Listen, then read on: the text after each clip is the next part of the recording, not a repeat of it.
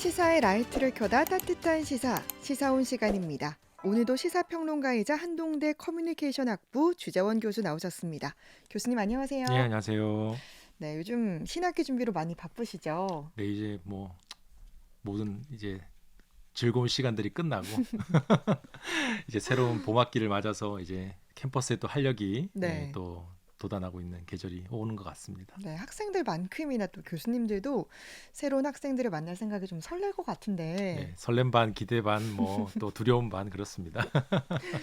네, 오늘은 이 정부와 지금 의료계가 강대강의 대치를 이어가고 있는 의대 정원 확대와 관련한 역사와 쟁점을 주제로 얘기를 나눠볼 텐데, 지금 갈등이 계속해서 점점 더 커지는 모양새입니다. 그렇습니다. 윤석열 정부의 의대 정원 2,000명 확대 강행과 또 그에 반발하는 의료계의 갈등이 이제 정점을 향해서 치닫고 있는 모양새죠. 예, 지난주 주요 대학병원 전공의들 약 75% 가량이 이제 사직서를 쓰고 이제 예, 사실상의 파업에 돌입을 했는데요. 음, 이번 주에는 이 숫자가 더 늘어날 가능성이 크다고 보고 있습니다. 일각에서는 2020년 의료계 파업 당시 기록했던 전공의 85% 파업 참여율을 상회할 수도 있다라는 예상도 나오고 있고요. 예, 지난 25일에 대한의사협회에서는 정부의 의대 정원 방침 고수 입장에 대해서 일방적으로 정책을 강행한다면 음, 모든 수단과 방법을 동원해서 끝까지 네, 저항하겠다라고 이제 사실상의 최후 통첩을 날린 셈이죠. 예, 또 같은 날에 이제 대통령실에서도 의대 정원 2,000명 증원은 필수적인 필요 조건이다라고 발표를 하면서 이 양측의 대치 국면이 이제 좀 심각해지고 있다라고 볼 수 있겠습니다. 네. 근데 이렇게 지금 갈등이 격화되면서 실제로 이제 의료 공백이 발생하게 됐지 않습니까? 그래서 환자들의 불편이 커지고 있는데요. 지금 정부와 이렇게 의료계가 갈등을 빚는 게 역사가 꽤 됐다면서요. 네, 그렇습니다. 정부와 의료계의 그 갈등의 역사가 꽤 길어요. 이미 네. 이제 30년 가까운 역사를 갖고 있고요. 가장 첨예한 대치를 보였던 것이 바로 의학 분업 사태라고 음, 일컫는 2000년 당시의 사건입니다. 네. 1998년 당시 김대중 정부가 진료는 의사에게, 처방은 약사에게라는 슬로건을 내걸고 의학 분업 정책을 추진을 했는데요. 네.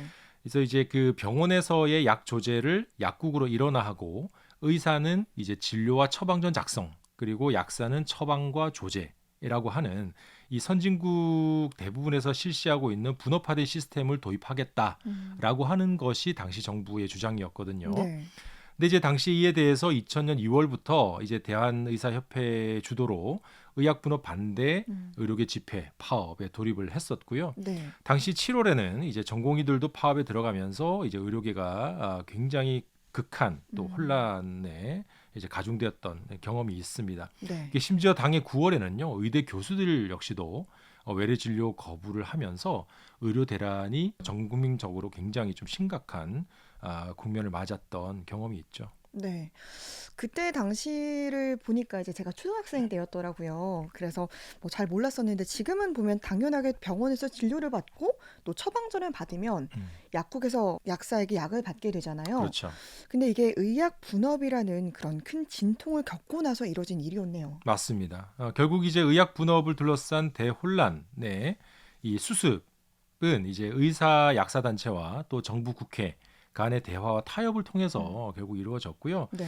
당시에 이제 그 최선정 보건복지부 장관이 의료계 주장 일부를 받아들여서 임의 조제를 금지하고 또 음, 진찰료와 처방료를 현실화한다는 내용. 네. 그리고 이제 그 모든 주사제는 의약 분업에서 제외한다. 이게 음, 오늘날도 보면은 주사 약물에 대해서는 병원에서 이제 음, 자체적으로 보급을 하고 있지 않습니까? 네. 그러니까 이런 내용들을 보완함으로써 2001년 7월 18일에 최종적으로 국회 본회의를 통과하여서 네. 오늘날과 같은 의약 분업이 음, 완성되었다라고 볼 수가 있겠죠. 네.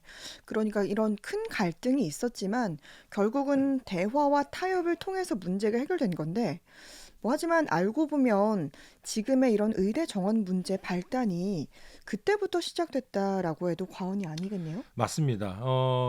당시 이제 의약 분업 사태를 이제 마무리하면서 이 정부가 의사 단체들을 달래기 위해서 여러 가지 당근 정책을 받아들일 수밖에 없었거든요. 네. 가령 1989년 이래 동결되어 왔던 의대 정원을 의학 분업을 계기로 10% 감축을 했습니다. 네. 그만큼 이제 의사들의 좀 힘을 실어주는 뭐 그러한 정책이었다고 볼 수가 있고요. 또 의대로 학사 편입을 하는 모집 인원도 전면적으로 폐지되는 그러한 정책도 이제 반영을 했고요. 네. 이제 잠잠하던 의학 분업이 이제 이러한 당근책에 의해서 좀 이제 잠잠해지나 했는데 이 2002년 3월에 다시 이제 대한의사협회가 의학 분업 전면 재검토를 요구하면서 이 총파업을 선언을 했습니다. 네. 그러면서 야, 이 의학 분업의 이 후폭풍이 다시 발생하는 것이 아니냐라고 하는 그런 우려가 나왔었는데요. 굉장히 이제 이례적으로 2002년 4월 16일에 네. 중국 민항기 추락 사고로 인해서 의협이 총파업을 이제 무기한 유보하면서 좀 흐지부지 끝나고만, 그러니까 이게 전혀 예상치 못했던 사건 하나로 그렇죠. 이게 이제 의학 분업과 관련된 또 이제 그 파업이 그냥 흐지부지 끝나는 그런 네. 역사도 있었다라는 거 굉장히 좀 아이러니하죠. 네. 뭐 어쨌든 그렇게 해서 의학 분업이 해결이 됐고 그때 의대 정원을 오히려 줄이게 됐는데 그러다가 문재인 정부 때 의대 정원 확대를 다시 추진했죠. 맞습니다. 이제 기억하시겠지만 가장 최근에 이제 코로나가 한창이던 2020년 7월 이 문재인 정부 당시에 향후 10년간 의대생을 4천 명 증원한다라고 하는 정책 발표가 이루어졌고 네. 8월 14일 대한의사협회 등의 단체가 1차 의료 총파업을 시작을 했습니다. 네. 하지만 당시 정부의 발표안은 이 연간 400명 수준의 의대 정원 증가였거든요. 네. 이제 그것도 공공 의료 개선을 목적으로 하는 공공 의대 신설 등을 골자로 하는 내용이라고 볼 때 네. 지금 현 정부에서 추진하고 있는 연간 2,000명 의대 정원을 추진하는 안에 비하면 5분의 1 수준에 불과한 것이었습니다. 네. 오히려 지금 의료계 측에서 최근 보면 정부 측에 연간 400명 정도 규모의 증원이면 받아들일 수 있다라는 식의 지금 이 어느 정도 이제 그 합의안을 만들어서 이제 제출하고 있는 것으로 알려지고 있는데요. 네. 과연 4년 전에는 400명 증원 절대 안 된다라고 했던 의료계의 주장이 네. 지금은 뭐 타당하게 내부적으로 받아들여지는 것인가 네. 이런 것들도 보면은 참 그 국민의 한 사람으로서 볼 때 이게 상황에 따라서 달라질 수 있는 건가 네. 하는 좀 씁쓸한 여운을 남기기도 하죠. 네. 그러니까 정말 그 당시에는 의사협회가 아주 강력하게 반발을 했던 걸로 기억을 하는데 그때는 이제 400명 증원이었잖아요. 네. 말씀하신 대로 정말 아이러니하다라는 생각이 듭니다. 어쨌든 뭐 지금은 정부가 의사 수가 부족하다는 입장이고 의사들은 아니라는 거죠. 그렇습니다. 양측의 이제 입장이 팽팽하게 맞서고 있는 거죠. 여러 가지 지표로 보면은 분명히 이제 현재 우리나라 의료 체계가 네. 완벽하게 모든 것을 커버하고 있다라고 보기는 좀 어렵습니다. 네. OECD 인구 1,000명당 활동 의사 수가 3.7명인데 반해서 우리나라는 현재 2.6명으로 집계가 되고 있거든요. 예. 특히 2035년이 되면 전 국가적인 고령화로 인해서 80세 이상의 고령 환자 입원 일수가 82% 증가한다라고 네. 하는 통계가 나오고 있고 그러면 이제 의사와 병원 수가 턱없이 부족할 것이다라는 전망이 나오는 거죠. 네.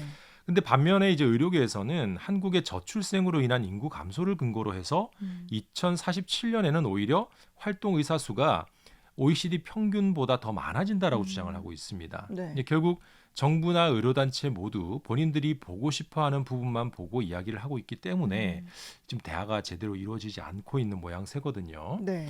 하지만 중요한 것은 지금 현재도 많은 지역에서 필수 의료 혜택을 받지 못하는 환자들이 늘어나고 있고 네. 또 아픈 아이들을 안고 새벽같이 소아과 오픈런을 하는 부모들이 많이 있다라고 하는 것은 팩트지 않습니까? 예. 이런 것들을 개선하기 위해서 과연 어떤 현실적인 개선책이 마련되어야 하는지 그리고 그것이 의사 정원 확대만으로 가능한 것인지 네. 이러한 것들에 대해서 좀 다각적인 검토가 이루어져야 하는 것은 분명한 사실인 것처럼 보입니다. 네. 정말 모두가 받아들일 만한 정확한 통계와 분석을 갖고 문제를 풀어가면 될 텐데 좀 너무나 극단적으로만 치닫고만 있는 것 같아서 좀 안타깝고요. 또 말씀하신 것처럼 뭐 같은 사안을 두고 누가 정권을 잡느냐에 따라서 입장이 달라지는 것도 참 정말 문제다라는 생각이 듭니다. 그렇습니다. 결국 이제 우리나라의 모든 정책은 정치화되는 양상 때문에 항상 문제가 되잖아요. 예. 어느 정당이 정권을 차지하느냐에 따라서 동일한 사안에 대해서 정치인이나 지지자들의 입장이 180도 바뀌는 모습을 보면 정말 실소를 금할 수가 없는데요. 가령 2020년 문재인 정부 당시 의대 정원 400명 확대를 추진했을 때에 음. 야당이었던 국민의힘 주호영 원내대표는 정부의 의대 정원 확대를 포기하라고 촉구를 했었습니다. 네. 그리고 당시 안철수 국민의당 대표도 의료계에 대한 설득 없이 무작정 밀어붙이는 정책은 실패할 수밖에 없다라고 정부를 압박을 했었죠. 네. 그리고 당시 홍준표 의원, 지금 현 이제 대구시장이죠. 네.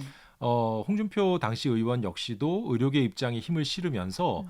의료개혁을 강하게 밀어붙이는 문재인 정부를 향해서 자유당 독재 정권 같다라고 비판을 했었거든요. 네. 그런데 최근 윤석열 정부의 의대 정원 2,000명 확대 정책에 대해서는 기존의 비판적 입장을 견지하는 정치인들의 모습을 보기가 어렵습니다. 네. 완전히 입장이 바뀌었거나 음. 혹은 이제 침묵으로 일관하는 그런 모습을 볼 수가 있죠. 네. 오히려 이재명 민주당 대표 같은 경우는 정부의 의대 정원 확대에 대해 정치쇼라고 표면한 입장을 내고 있거든요. 음. 그러니까 이러한 동일한 사안에 대해서 정치적 유불리에 따라서 그리고 여야의 입장에 따라서 손바닥 뒤집듯 하는 이제 정치인들의 이러한 모습에서 의료개혁의 갈 길이 아직도 멀게만 좀 느껴지는 게 사실이고요. 네. 저는 이제 국민의 한 사람으로서 이제 부디 병원에서 치료받아야 하는 중증 환자들이 이제 불편을 겪지 않도록 의료계와 정부의 협상이 좀 조속히 이루어져야 된다. 그리고 이 의료 파업이라고 하는 과정 속에서 한 사람의 이 희생자가 발생해서는 안 되겠다라는 마음을 전합니다. 네, 정말 중환자들과 또 보호자들은 지금 많이 불안해하고 있는데요. 하루속히 해결되길 바라겠고요. 시사온 오늘은 의대 정원 확대와 관련된 갈등 짚어봤습니다. 한동대학교 주재원 교수님이었습니다. 말씀 고맙습니다. 네, 고맙습니다.